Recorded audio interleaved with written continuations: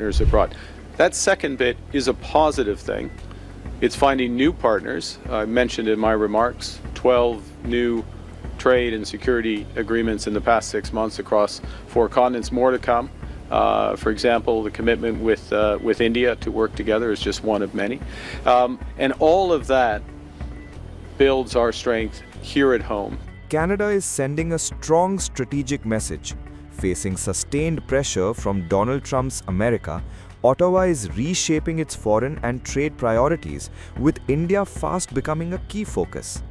Trump's protectionist stance, along with his repeated references to Canada as America's 51st state, has underlined a hard truth for Canadian leaders. Excessive reliance on the United States now poses a serious national risk. That pressure is accelerating Canada's push to diversify its global partnerships.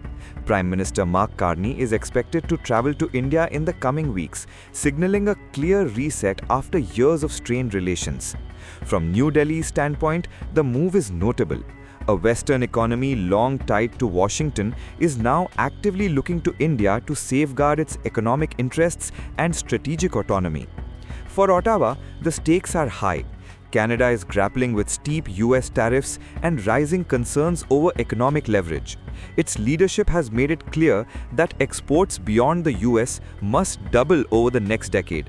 India aligns perfectly with that objective: a rapidly expanding economy, a stable democracy, and an increasingly dependable partner in an uncertain global landscape.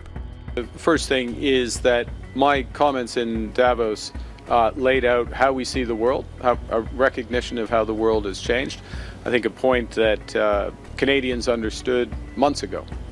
In fact, I think Canada understood the scale of the change in U.S. trade policy, what it meant for our economy.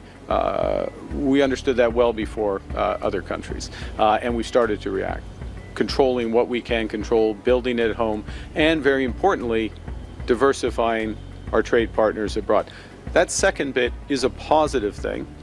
It's finding new partners. I mentioned in my remarks 12 new trade and security agreements in the past 6 months across 4 continents, more to come. For example, the commitment with India to work together is just one of many. And all of that builds our strength here at home, provides more opportunities, makes us less dependent on the United States. Last point, we are entering soon a negotiation or review formally of CUSMA, our agreement, as you know, with the United States and Mexico. It'll be a robust review is the expectation. The President is a strong negotiator, and I think some of these comments and positioning should be viewed in the broader context of that. Canada has signaled a clear strategic shift as Prime Minister Mark Carney reaffirmed his commitment with India, seeking deeper trade ties amid mounting pressure from Donald Trump's protectionist threats. With Washington's tough tariff stance and repeated remarks questioning Canada's sovereignty, exposing the risks of overdependence on the US, Ottawa is moving to diversify its economic partnerships. India, with its fast-growing economy and rising global influence, is emerging as a key pillar of Canada's recalibrated trade and foreign policy strategy.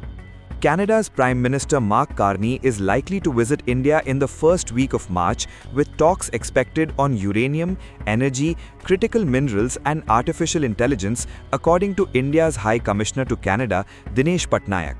The visit would underline Carney's push to diversify Canada's alliances beyond the United States, reset ties with India after recent diplomatic tensions, and expand non-US exports as Ottawa seeks new economic partners in a shifting global order.